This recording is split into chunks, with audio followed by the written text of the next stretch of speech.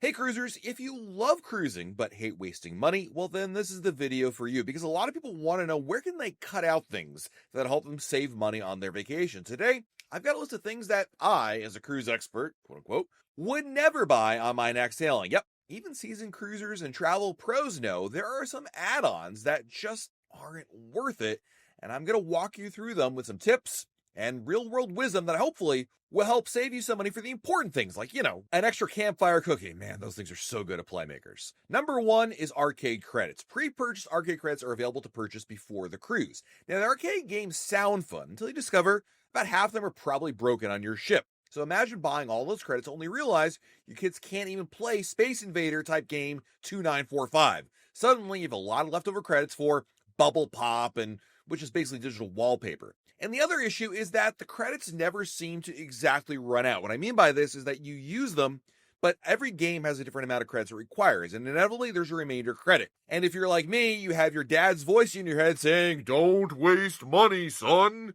And yes, he does sound like Mufasa. So you end up spending more money in order to equalize out the credits. It's just a waste of money. So instead of buying up front, just play games a la carte. That way, you only spend if and when you actually use them. And honestly, it's like buying a gym membership, except you might actually go to the arcade.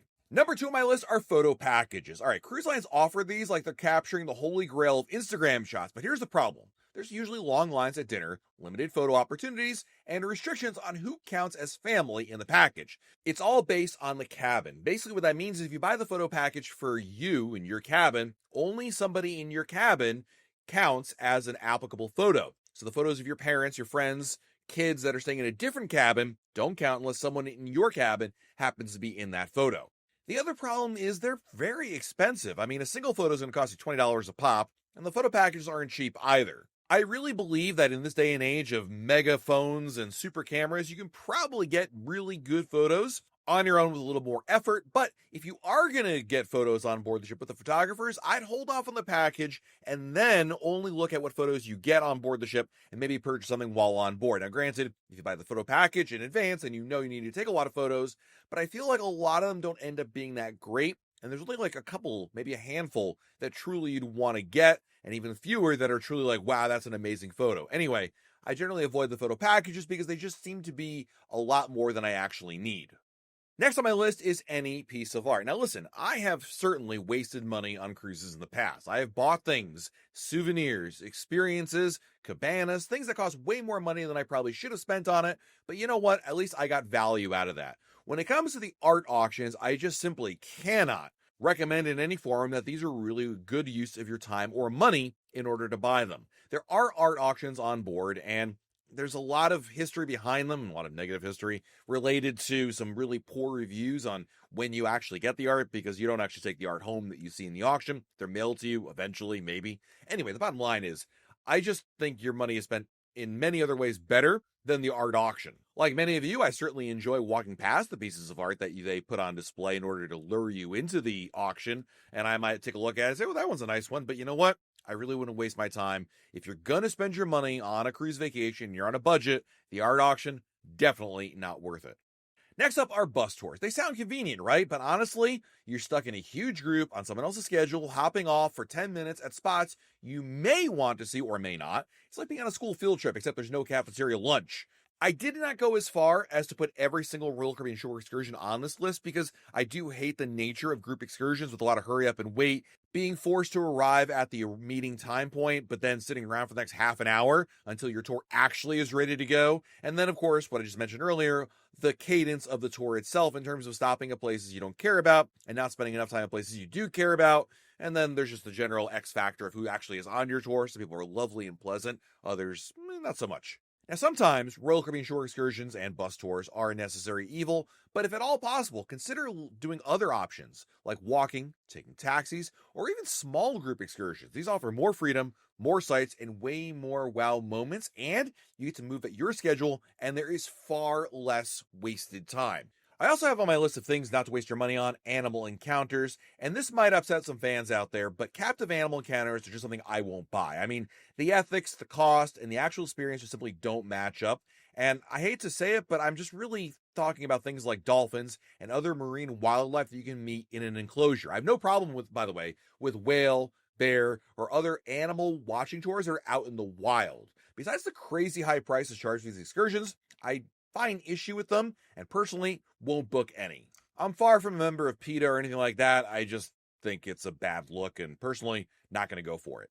Coming up next are casitas. And listen, when they first came out, it was kind of like, well, maybe this might be a good idea. But in practice, my goodness, the pricing of this has gone absolutely bananas in a bad way. So casitas are this dedicated area that you can have to reserve on a cruise ship pool deck, but they're really expensive for what you get. Let me give you an example. For Legend of the Seas, which I've booked later this summer, a day rental of the casita is $1,169 for a sea day and $520 for a port day. Now, you do get it for the entire day, and it includes a couple bottles of water, service, of course, by waiter, and a upgraded lounger, day bed sort of thing.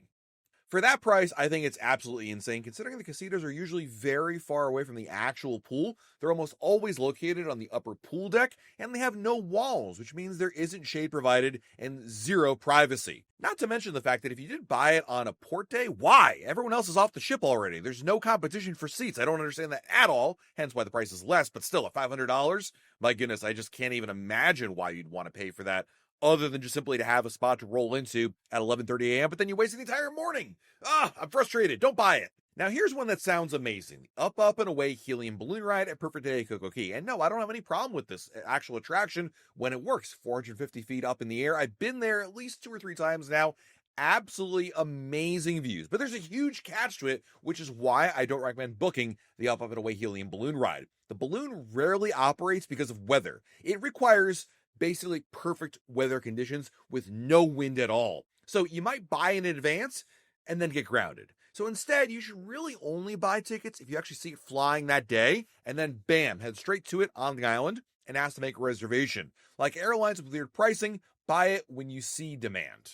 Another buy on board that I just simply shake my head at every time I see someone buying something are watches. I mean, poor value, better memories. Because jewelry stores on board are very tempting, but don't kid yourself, those watches are often marked up. Unless you're a collector and you have a very good sense of how much they should go for, I mean, really, stick to the memories and photos, not the overpriced timepieces. The problem is with these watches is a lot of cases, the price on board is notoriously higher than it is online, let alone in a store. In fact, Invitica is one of the major brands that usually gets way marked up on board a cruise ship, and then when you search on Amazon for a similar or the same model, it's like way cheaper over there. Now, like artwork, watches are in this kind of a weird category of maybe they'll materialize in value, maybe they're a good investment in the sense of you looking good, and all jewelry you can make the argument that it's very subjective as to how valuable or not it is. At least with jewelry, there is, of course, the material value, the gold, the diamonds, the silver, and how much that is costs. And then on top of that, you have the design, the artist factor, which adds some value to it. But honestly, I just don't see it for the watches. And really, who checks their watch on vacation? I know it's more of a fashion statement than anything else, but I'm okay without having one of those. You can save the money. And lastly, I'm sure many of you went into the comments looking for this already, figuring I'll go with number 1 on this, but made you watch the entire video. The key. All right, so let's talk about the key. It's marketed like a VIP golden ticket, but is it worth it? I mean, some of the perks are definitely nice. No question about it. Being able to have a priority line at the cruise terminal, being able to drop off your carry-on bags on board the ship and then have them delivered to your room. I love those perks. And even the welcome aboard lunch is fantastic. But nearly every perk can be achieved with some smart planning. Want to get an early check-in? Get your slots as soon as they open up. Priority activities? Most of them that offered with the key are at inconvenient times anyway. You can book a welcome aboard lunch at Chops Grill on your own, and you still need to book reservations for shows, just the key has reserved seats, which are not always in the best spot anyway. My basic recommendation is you're better off without it, with just a little bit more planning on your part. As long as you're okay with that, I think you can definitely skip the key. There you have it, a list of things that this cruise expert would never buy. Did you agree? Disagree?